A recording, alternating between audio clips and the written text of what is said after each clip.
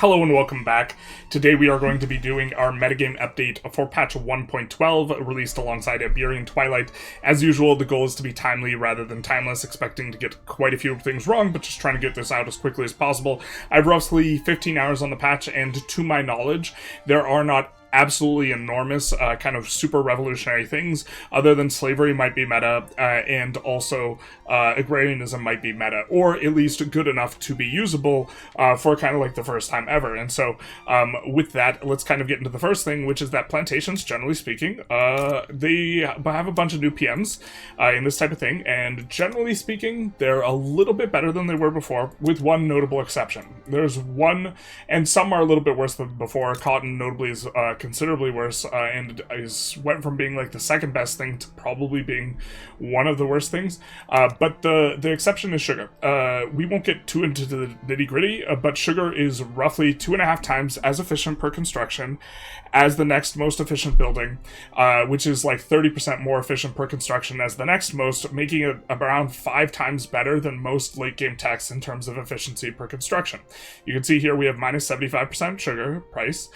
We currently have, in terms of sell orders of sugar, we have in excess of double the sell orders of the buyers, so it's at minus 75% price. It's still wildly profitable for us to build. And this is without any sort of sugar company or extra investment. We don't have a monopoly on sugar. We don't have various other things that will allow us to manipulate the price of sugar. We don't have like over 100 throughput. It's just an absolutely insane building. It can't be emphasized enough. And because of this, I think that this is somewhat game warping, and you might use this map mode and look at sugar potentials and look at who to play as. And also, I think that this probably won't last more than a week, because this is the most out of balance PM that we've seen in the game since chainsaws, and perhaps more unbalanced than chainsaws. But while this is the case, agrarianism is maybe okay. Which feels wild to say, and I don't think I've ever said it, but agrarianism is maybe better than interventionism. Probably not, but it maybe is. And then on top of that, there is a exploit you can use to have slavery active while you have multiculturalism. That is probably also meta, because you need to be on slavery in order to use the kind of some of these PMs. These PMs have requirements in terms of exploitation and these types of things, and so because there's a presence of requirements, this is why you would want to maybe go or stay slavery rather than actually caring about the slavery itself. Although the additional pops you get from slavery is quite nice, especially when you have slave import modifiers, although eventually you just dry up Africa and there's no one left to send to you. Now, there's also a whole bunch of new map modifiers and reworked map in some places. You can see here, there's a bunch of map modifiers. In particular, we have extra mappy over here. We have another plus 10% mappy state. We have a bunch of vineyards modifiers in particular. The resources in Spain look like they're less. I've been told that there are more, but they're more spread out because there's more states. This might overall be a net negative. There's also, Cuba has been split up into 3 states. In particular, Cuba has the most notable or interesting company. I think most of the companies, or for the most part, there aren't really insane companies. There was like 3 or 4 new companies, but the one that is the one in Cuba is notable because, well, it produces sugar, and any other company that produces sugar is worth noting, but this one is going to have prestige sugar, and so that is going to be powerful. Let's see if we can pull it up real quick, or pull it up real slow even, as it were. Did we pass it? Yes, I think it's this one, which is going to be wood plus sugar and 10% migration attraction and aristocrats investment pool contribution efficiency. It pairs nicely if you're going agrarianism. This just requires the states. It doesn't require you be Cuban, and just in theory, a max GDP run might include this, where you just build sugar into oblivion, you make it a monopoly, you don't care that you have over X amount of sales of sugar, your pops consume more of it, which is going to be good for you because the prices collapse, so that actually raises SOL, or maybe bad for you, except you bring the price back up with a monopoly, something like this. But this is the notable kind of company. Also, for the smaller starts, very important, the investment pool contribution modifier is gone. There's no investment pool modifier anymore. You don't get, for being under 50 million, there's no extra juice. And so this makes everyone who is smaller considerably worse. Coups are a vibe. Coups are very strong. We don't have a good way of showing the coup right now, but your generals are going to matter a lot more, as is your law for internal security, because they will give you coup resistance, as will you having kind of strong democratic institutions will give you resistance against coups. Coups, notably, will also give you low electoral confidence, and electoral confidence will give you legitimacy, and there's some gameplay with that regard, but it really does feel like the military has some teeth, but there's probably good enough ways to navigate it that once you have more hours, it's not going to seem like they have as much teeth, but as it stands, they do seem to be something to worth paying attention to. There's also amendments for laws. Let's see, do we have a law with an amendment? We do have wealth voting with electoral clientelism, which gives minus electoral confidence impact. This is kind of one of the ones we were referring to. You can get these through negotiations. You can get these through events. Generally speaking, they seem somewhat vanilla-y. You don't have a lot of agency in terms of picking them out, but there are amendments to laws. Seems like a way that they could hang flavor. I don't know how much it changes the metagame other than you do want to pay attention to it. Laws in general are way easier to pass because you will have this negotiate button. And with the negotiate button, you can negotiate with various parties. Let's see if we can pull it up here and get a little bit of a better UI for it. But you can negotiate opposing interest groups into no longer opposing, and indifferent interest groups into supporting the law. So here, for rights of assembly, we have negotiated the landowners into supporting the law, so now their clout will go towards supporting it.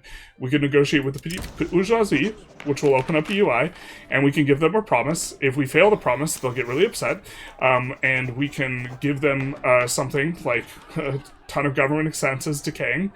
We could give them low taxes, these types of things, and then they will change their opinion on the law. So you see that we currently have 35 and 29%, with 16 and 31%. If we click this, we will decrease the stall chance because the opposition is no longer opposing it because we have successfully negotiated with them. So that is going to be kind of a big effect in terms of how you are going to be able to change laws in this type of thing. Let's see. I think that we wanted to check labor associations, but we didn't get around to it.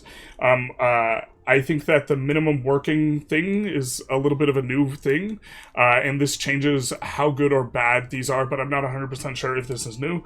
But it will have minimum levels for worker-owned, and if you don't prefer worker-owned, which you shouldn't because they don't have as much reinvestment, then this is going to be something you want to avoid or go towards. Incidentally, if you want to intentionally go some of these, or you want to go something that has to do with, like, homesteading, I think it is worth noting that for agrarianism, if your company is a aristocratic ownership company, it'll be half aristocrat, half capitalist ownership, in which case the plus 50% minus 25% is kind of a wash. I can't remember the base contribution rate of aristocrats. I think it's like 20, and capitalists is 30%, something like this, so net this is positive, but then it gives additional to farmers and clergymen. So if you are going something that is more tenant farm or homestead oriented, or you are going with something that is, more oriented towards labor laws, which are going to have minimum owned, worker-owned levels, then this is going to make agrarianism a little bit better. If you've ever wanted to play agrarianism, this next couple of weeks is probably going to be the ones to play it as. We have also noticed when drafting treaties, although a little bit rusty, it is a lot harder to move goods, do goods transfers, and specifically goods transfers to arbitrage goods. So getting opium from Great Britain and then shipping it somewhere else is a little bit more difficult. So I think negotiations writ large are a little bit harder, but kind of a small sample size. Also, it is in your interest groups. They will demarginalize after 2, or they will start affecting things after 2.5%. But they won't demarginalize. I'm not 100% sure how this is applying. Maybe they are applying their penalties and this type of thing, we have noticed it mattering before 2.5%. Maybe it's that you could pass laws with them. I'm not 100% sure, but this 2.5% threshold matters.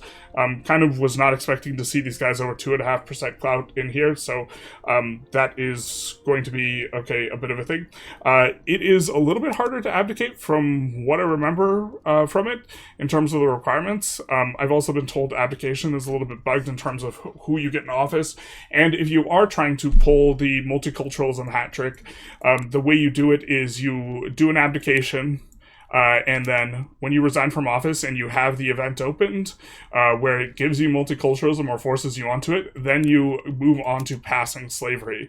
And that is how you get slavery and multiculturalism simultaneously. So before you click the event that gives you multiculturalism, you pop the event, you just don't click it, then you start passing slavery, and then you click the event. And so legacy slavery allows all the good PMs, so does slave trade, and being on one of these is perhaps recommended. We already mentioned sugar being insane, but do just want to re-mention that this can make agrarianism and slavery good. And slavery seems a lot better in a secondary regard that is a little bit more subtle, and we're not going to unpack it in a complete sort of way, but for a long time, in terms of the slaves, what has happened is slaves have had hyperpolarized SOL. Let's find the slaves instead of the not slaves. Slaves have had a hyperpolarized SOL. And what this has meant is slaves would generally be at like 8 SOL, or they would be at 1 SOL. And if they're at 1 SOL, that's really, really low pop growth. That's really, really bad. And you can see we have a ton of them at 1 SOL. But now they seem, rather than being polarized, a lot more kind of linear in nature, where they will have, it's not just one SOL or the other, but it's, you know, a curve of SOL, which is going to lead to better outcomes in terms of pop growth and make slavery better. Slavery does have the advantage. If we sort by pops, there's actually mostly struggling, and your pop growth rate on struggling isn't that bad. And slavery's best, a slave's, workforce ratio, if I recall correctly, is 50%. Base workforce ratio is 25%. Effectively, the advantage you have in workforce ratio relative to non-slave gets diluted the more workforce ratio modifiers you have, because if you have a whole bunch of restricted child labor or whatever is going to get, or that's not the one. Where's the women's one?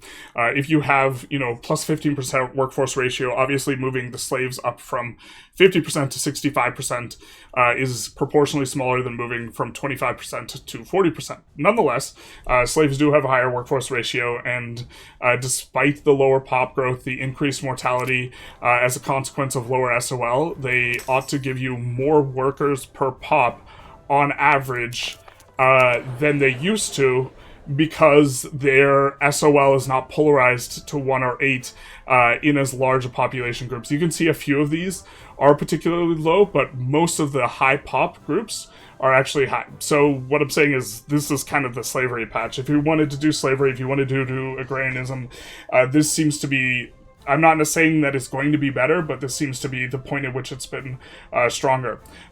Minor wars, in terms of the car lists, was introduced as a mechanic. I don't think this is that important, but it is perhaps worth mentioning. And then, let's see. Colonial companies also, as a result of kind of this strangeness with slavery, and it's a peculiar institution, and that PMs are throttled by this slavery, it is possible that colonial companies are a lot better now, and that they're much more viable, and that colonial nations are just going to be generally better. And this is something that would require more testing and this type of thing, but playing with this maybe makes sense if you want to ban slavery yourself but still have access to the PMs where you go to colonize, this type of thing, and it will be something to maybe play around. But those are the notes that we have. I'm sure there's a lot of other things going on, a lot of interesting things, but that is what we have for our metagame update. So I hope you guys enjoyed. If you did, please feel free to like, comment, subscribe, hit the notification bell, do the YouTube algorithm thing, and also, if you are interested in purchasing the game and you're going to purchase it at full price, and you want to support the channel, a really good way of doing it is buying it off of the official Paradox store with code GENERALIST in all caps. This won't give you a discount, but it will send 12% of the sale my way. Some other creators have content creator codes, so I would encourage you to check with them if you wanted to support them instead. And also, if you're not in USD, you should cross-check the price on the web store versus the price on Steam, because exchange rates can occasionally make it so that those have a substantive difference. But other than all that, have a good one, you guys, and I hope you guys enjoy the patch. Bye-bye now.